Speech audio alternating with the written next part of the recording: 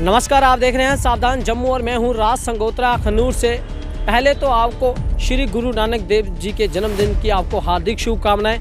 आज एक बड़ी खबर, जिस तरह हमारे प्रधानमंत्री ने जैसे कि राष्ट्रीय संबोधित करते समय कृषि आंदोलन को लेकर एक बड़ा फैसला लिया है कि जो कि किसान हैं काफ़ी सालों से अपने आंदोलन किए जा रहे थे कि अपने हक के लिए लड़ाई लड़ रहे थे। तो आज हमारे प्रधानमंत्री नरेंद्र मोदी जी ने एक बड़ा फैसला लिया है कि जो कि 3 काले कानून को वापस लेने के लिए कहा है, जो कि किसान काफ़ी सालों से अपने हक के लिए लड़ रहे थे। कई किसानों ने अपनी हक के लिए जानें भी कुर्बानी करवाई थी। तो आज इसी मौके पर तो हमारे प्रधानमंत्री जी ने जो एक बड़ा फैसला लिया है, जो किसान अभी काफ़ी खुश हैं कि जो आज का जो बड़ा फैसला है इसको लेकर हमारे अखनूर के समाज सेविकों का क्या कहना है, इसको लेकर आइए जानते हैं। इस वक्त मेरे साथ रितेश गुप्ता जी हैं, जो सोशल एक्टिविस्ट हैं, हमेशा अखनूर की आवाज़ को बुलंद करते हैं। आज हम इनसे जानने की कोशिश करेंगे जो कि कृषि कानून को वापस लिया है। सर, आपका सावधान जम्मू में आपका स्वागत है। धन्यवाद राज जी। सर, आज कृषि कानून को प्रधानमंत्री नरेंद्र मोदी जी ने वापस लिया, क्या कहना है आप? मैं किसानों के लिए बहुत खुश हूँ, क्योंकि मैं शुरू से ही मेरा ये मानना है कि ये 3 कानून नहीं थे, कृषि कानून 3 काले कानून थे जो किसानों को थोपे जा रहे हैं। तो ये बड़ी मुबारक वाली बात है। देशवासियों को भी मेरी तरफ से मुबारकबाद, क्योंकि अगर ये 3 कृषि कानून पास हो जाते तो उससे बड़े औद्योगिक घरानों को फ़ायदा होना था, जो बड़े कॉरपोरेट हाउसेज हैं उनको फ़ायदा होना था।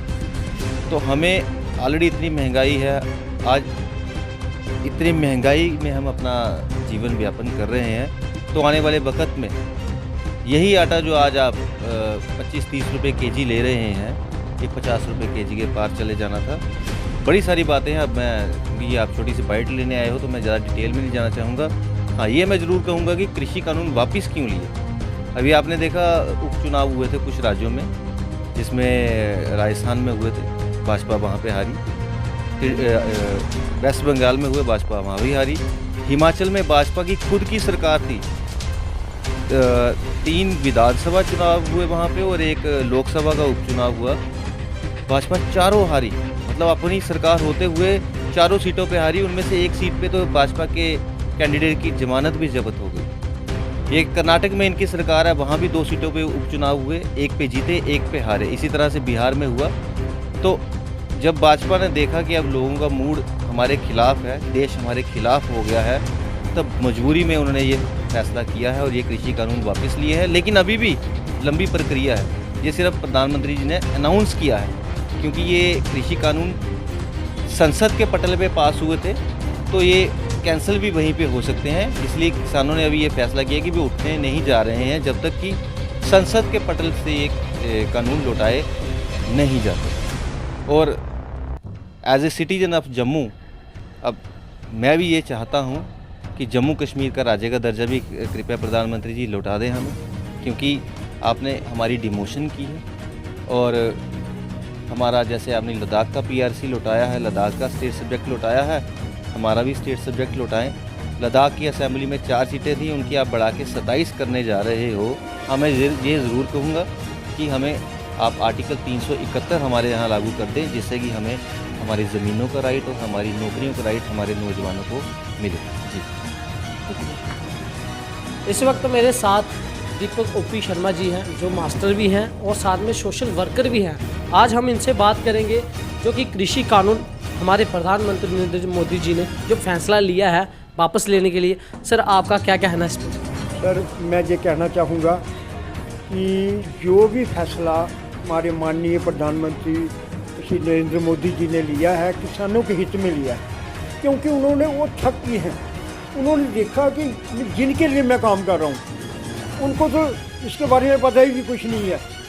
और जो भी उन्होंने आज उनकी सरकार ने ये जो 3 कानून, कृषि कानून जो हैं वापस लिए हैं, मैं इनका स्वागत इसलिए करता हूँ क्योंकि देश के हित में है।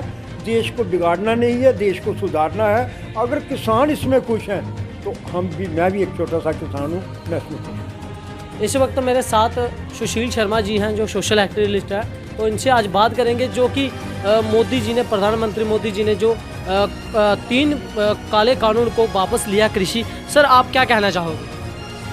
नमस्कार, मैं आपके चैनल के थ्रू ये कहना चाहूँगा कि ये जो आज डिसीजन हुआ है बहुत अच्छा हुआ है क्योंकि जो 3 काले कानून बनाए थे सरकार ने वो किसानों के लिए हित में नहीं थे। इसलिए जो किसान पिछले 1.5 साल से वहाँ बैठे हुए धरना प्रदर्शन भी कर रहे थे। मगर मुझे अफसोस है कि कुछ एक जानें चली गई, कुछ एक हमारे हिंदुस्तान की, आपको पता है 26 जनवरी को वहाँ लाल किला में झंडा भी उतार के या दूसरा लगाया गया, जिससे कि हमारी पूरी दुनिया में थोड़ी इंसल्ट महसूस हुई। अगर मोदी जी ये कानून तभी वापस ले लेते तो मेरे ख्याल में आज उन्होंने मैं ये कहूँगा कि इलेक्शन के दौरान इनको वापस लेने की नौबत ना आती। तो यहाँ से मुझे लगता है कि ये सामने दिख रहा है कि कुछ ना कुछ इलेक्शन के दौरान की मद्देनज़र रखते हुए मोदी जी ने ये कानून वापस लिए हैं, जिसका कि अपोजिशन वाले फ़ायदा उठाने की ताक में थे और उन्होंने पहले ही मौके पे चौका लगा दिया। फिर भी हम खुश हैं इस बात के लिए।